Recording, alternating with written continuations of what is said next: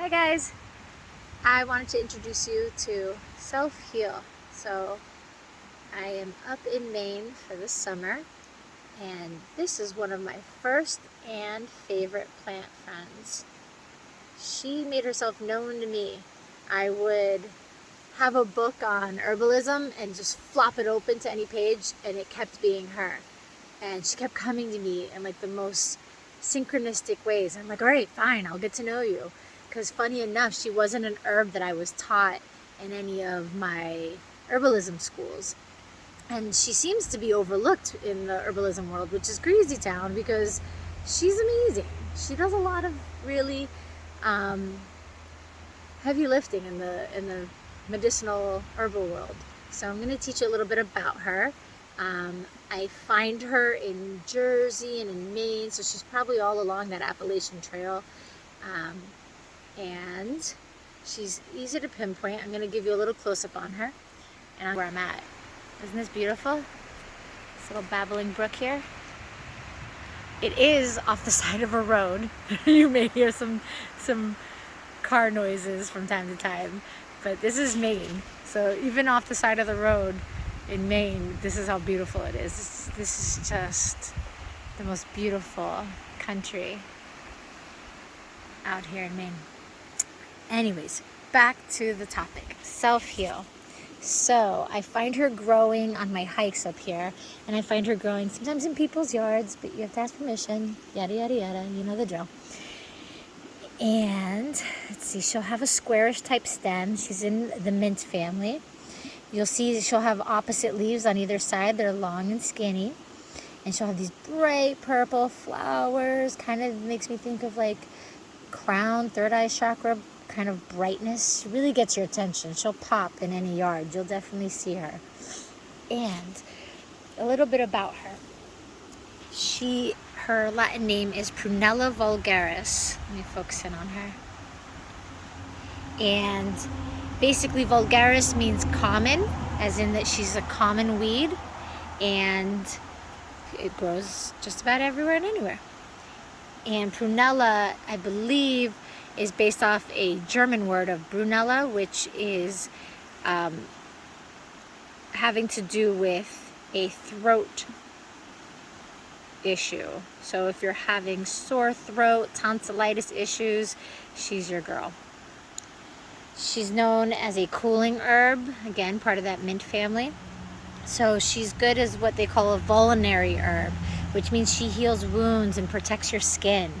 She'll help to cool redness and warmth on the skin, rashes, help to draw out infections.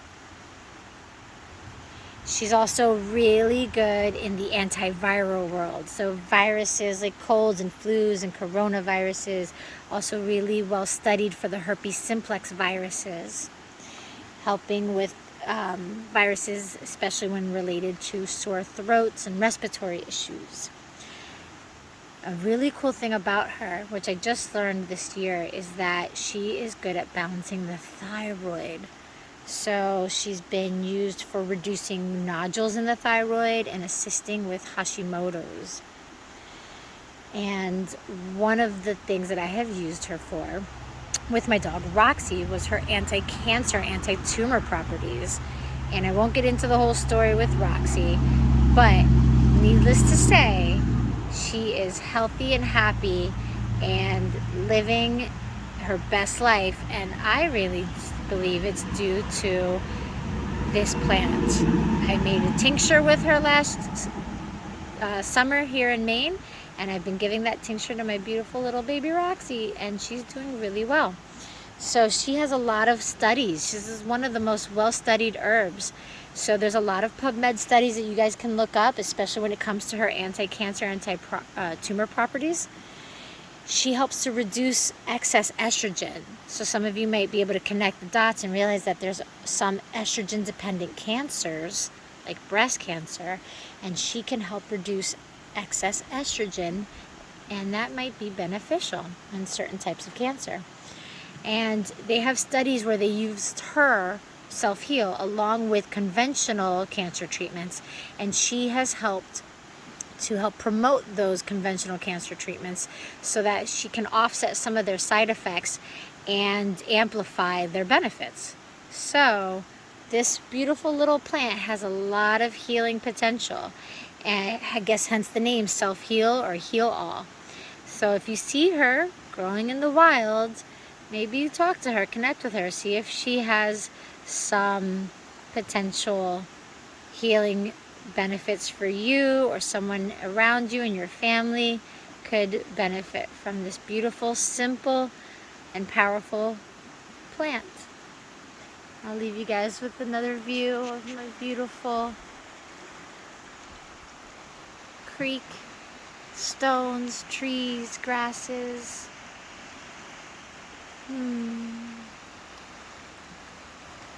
So here is an elixir that I made from Self-Heal. You can probably see those Self-Heal flowers in there. Some of her flowers and leaves.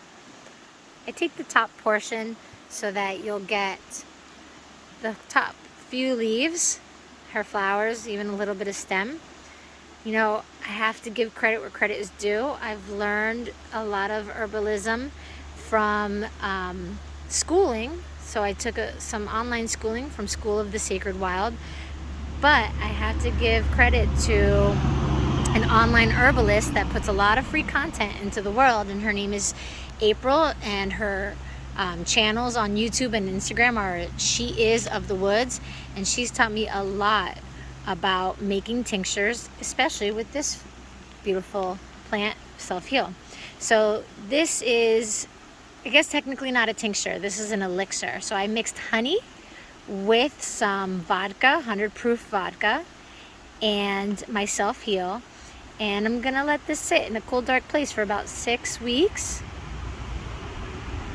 and allow it to infuse into medicine. I did make a little label. At first she was gonna be a tincture, then I switched it to an elixir.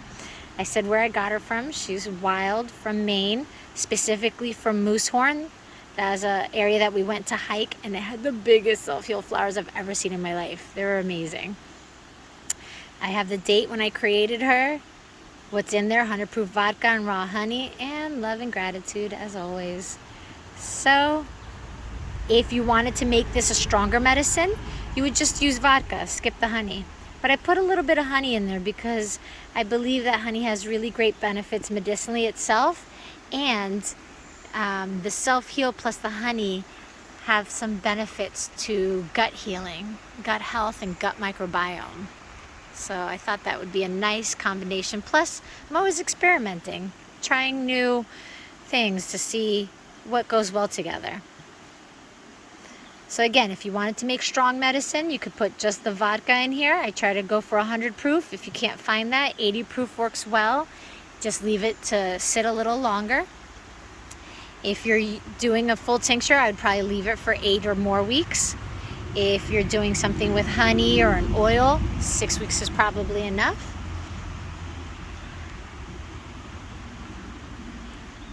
When you're using fresh material, fresh plant material, vodka is definitely the way to go. If you're concerned about using alcohol, I understand that. I don't drink any alcohol at all. I haven't for years. However, a tincture really only has a little bit of alcohol. So for instance, if you're using 100 proof vodka, you're only getting 50% alcohol and 50% water. So when you strain it out and you put it into dropper bottles, you're only taking a few drops of alcohol. And if you put it in a hot tea and you let it sit for a while, the heat from the tea will probably evaporate out any alcohol that may be in that tincture. But if you still are wary of using alcohol, there are other options. You can make a medicine using vinegar, like apple cider vinegar. It won't be as strong, but you can let it sit a little longer. You could also make medicine using glycerin, getting food-based or food-grade vegetable glycerin. And again, letting it sit a little longer, but it may not be as strong. But strong is not always better. So do what works for you and explore the plant world. Thanks, I love you, bye.